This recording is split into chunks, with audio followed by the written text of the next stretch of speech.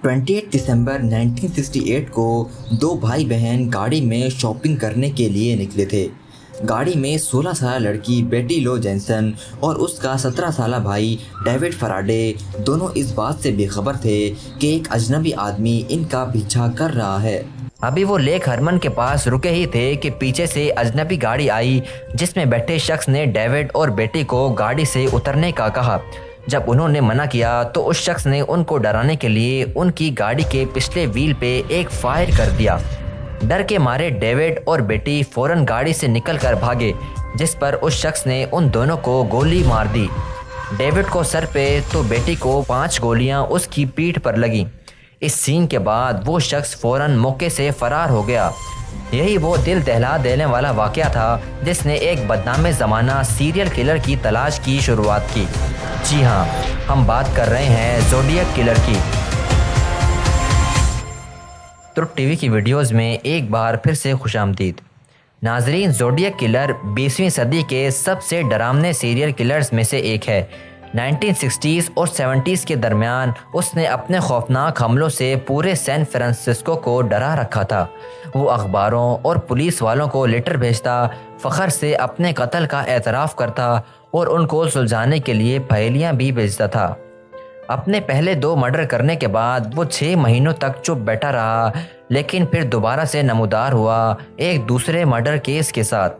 4 जुलाई 1969 ये अमेरिका में independence day मनाने का दिन था। 18 साला डेडलिन फेरिन और 16 साला माइकल मेजेल फाइल वर्क का सामान लेने के लिए गाड़ी में निकले थे। उन्होंने नोटिस किया कि कोई अजनबी गाड़ी उनका पीछा कर रही है। गाड़ी को धोखा देने के लिए वो ब्लू रॉक स्प्रिंग पार्क की पार्किंग में टर्न हो गए, लेकिन पीछा करता अजनबी भी उनके पीछे ही पार्किंग में आ गया। पहले उसने अपनी गाड़ी उनके बराबर में लगाई, लेकिन कुछ सेकंड के बाद गाड़ी रिवर्स करके चला गया। ये देखते हुए डार्लिन और माइकल ने एक सुख का सांस लिया, पर यह सुख सिर्फ कुछ ही लम्हों का मेहमान था। अजनबी गाड़ी दोबारा से आई और इस बार उनकी गाड़ी का रास्ता ब्लॉक करके पीछे पार्क हो गई। उसमें से एक शख्स निकला जिसके हाथ में एक पावरफुल फ्लैश लाइट थी, जो उसने डार्लिन और माइकल के मुंह पे मारी। शुरुआत में उनको लगा कि शायद कोई पुलिस ऑफिसर है, लेकिन इसके साथ ही उस शख्स ने उन दोनों पर गोलियां चला दी और फौरन गाड़ी में बैठकर फरार हो गया। डार्लिन तो मौके पर ही मर गई, पर माइकल जख्मी हालत में जिंदा बच गया था। कुछ देर बाद पास मौजूद 3 बच्चों ने पुलिस को बुला लिया। माइकल ने कातिल का चेहरा देख लिया था, जिसकी मदद से पुलिस ने बाद में कातिल का स्केच बनवा लिया।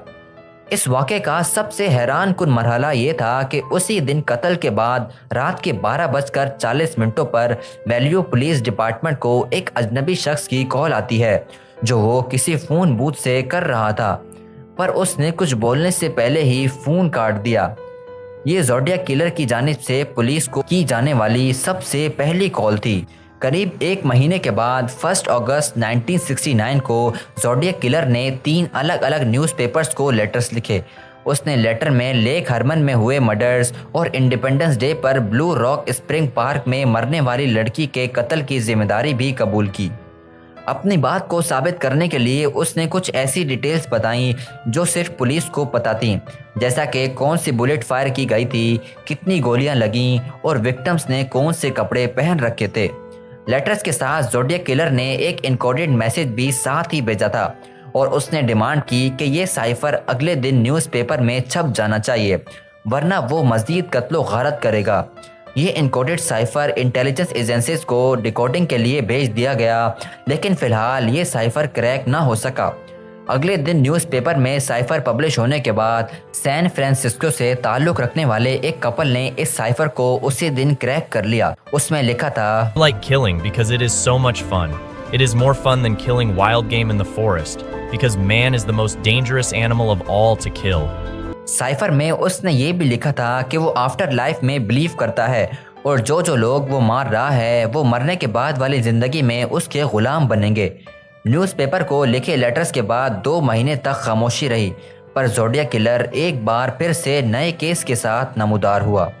27 सितंबर 1969 को एक कॉलेज का कपल पिकनिक मनाने बेरी एसा लेक के किनारे पे मौजूद था। ब्रायन हार्टनेल और सेसिलिया शेपर्ड। उन्होंने नोटिस किया कि एक आदमी उनके करीब आ रहा है। उसने काला हुड पहन रखा था जिस पर ज़ोडियक का सिंबल बना हुआ था। करीब आते ही ज़ोडियक ने अपनी गन निकाली और कपल से पैसे और गाड़ी की चाबियां मांगी। ब्रायन के पास उस वक्त 75 सेंट थे जो उसने गाड़ी की चाबी के साथ उसको दे दिए।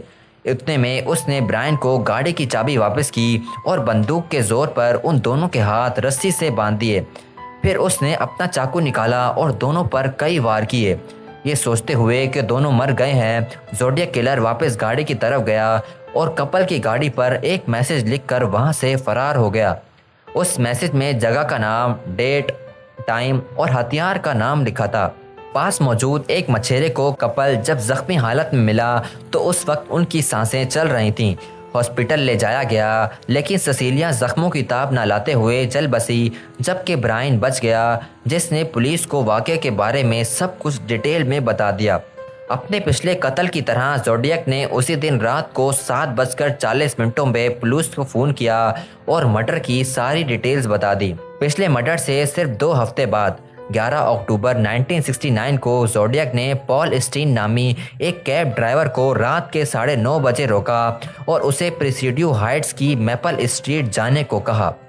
जब ड्राइवर अपनी मंजिल पर पहुंच गया तो ज़ोडियक ने पहले गाड़ी रोकने का इंतज़ार किया और फिर पॉल स्टीन को पॉइंट ब्लैंक रेंज से शूट कर दिया।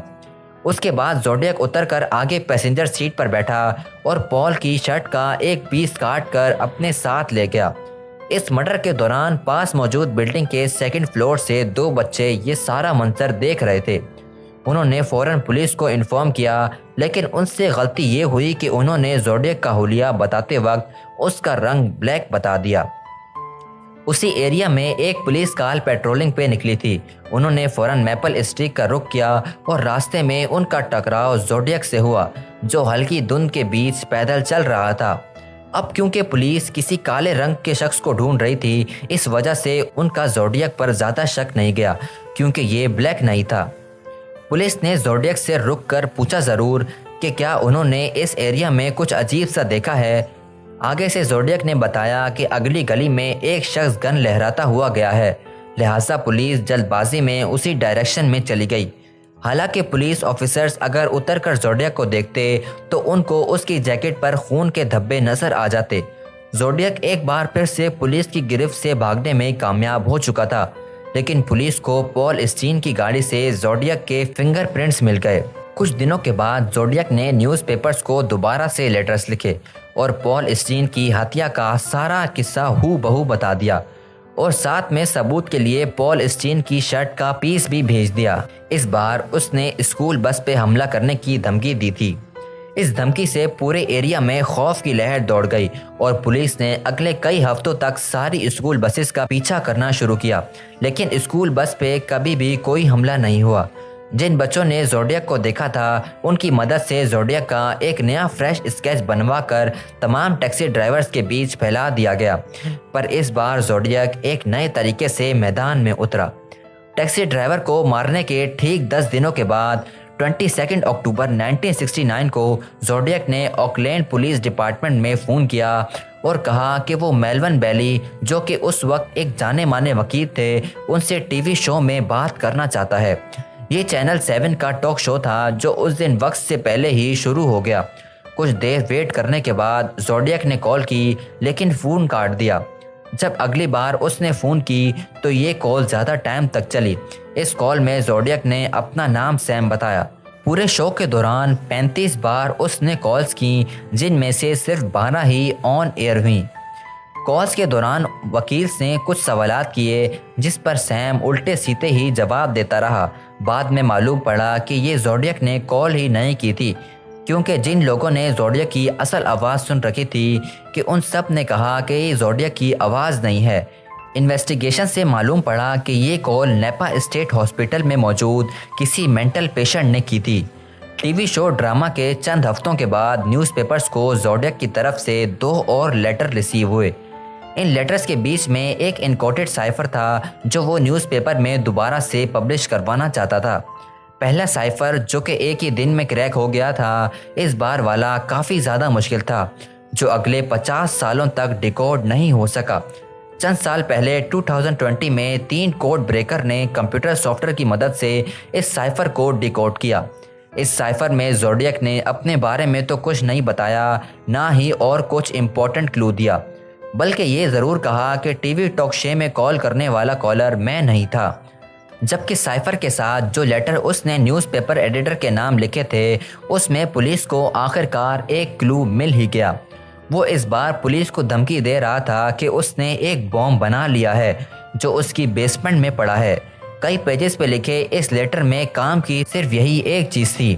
अगर वो वाकई सच बोल रहा था तो इसका मतलब ये हुआ कि ज़ोडिएक किसी अपार्टमेंट में नहीं बल्कि घर में रहता है जहाँ बेसमेंट हो सकती है, और उस वक्त बेसमेंट बे एरिया में इतनी कॉमन नहीं थी, यानी ज़ोडिएक बे एरिया में नहीं रहता। अपने घर में बेसमेंट का बता के शायद ज़ोडिएक ने एक गलती कर दी थी। इन लेटर्स के 5 महीने के बाद 22 मार्च 1970 को ज़ोडिएक ने हाईवे 132 पे कैथलीन जॉन्स नामी खातून को किडनैप करने की कोशिश की, लेकिन खुशकिस्मती से वो जान छुड़ाकर भाग निकली। जब पुलिस ने कैथलीन को ज़ोडिएक का स्केच दिखाया तो उन्होंने फ़ौरन उसको पहचान लिया। अगले 4 सालों तक ज़ोडिएक कई लेटर्स और साइफर बेचता रहा। किसी में वो मर्डर्स की डिटेल बताता तो किसी में मूवी के रिव्यू लिख देता था। एक लेटर में उसने बॉम्ब की लोकेशन भी बताई, लेकिन उस लोकेशन पे पुलिस को ना ही कोई बॉम्ब मिला, ना ही कभी कोई धमाका हुआ। उसका आखिरी लेटर 30 जनवरी 1974 को रिसीव हुआ, जिसमें उसने अपने मर्डर का स्कोर कुछ ऐसे लिखा था, मी 37 SFPD 0, यानी मैंने 37 मर्डर किए हैं, जबकि सैन फ्रांसिस्को पुलिस डिपार्टमेंट का स्कोर 0 है।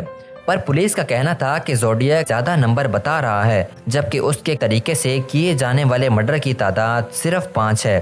पुलिस और दीगर लॉ इन्फोर्समेंट एजेंसीज जैसा कि CIA ने ज़ोडिएक के बिहेवियर और उसके कत्ल करने के तरीक़ेकार पर गहरी रिसर्च करने के बाद ये नतीजा निकाला कि ज़ोडिएक कोई मामूली इंसान नहीं बल्कि मिलिट्री ग्रेड की नॉलेज रखता है। क्राइम सीन से मिलने वाले फुटप्रिंट्स भी जिस जूते के बताए जा रहे थे वो विंग वॉकर है, जो नॉर्मली किसी मिलिट्री स्टोर पर मिलते हैं। इसके अलावा क्रिप्टोलॉजी और साइफर का एक्सपीरियंस भी हो सकता है इसने मिलिट्री में रहने के दौरान हासिल किया हो।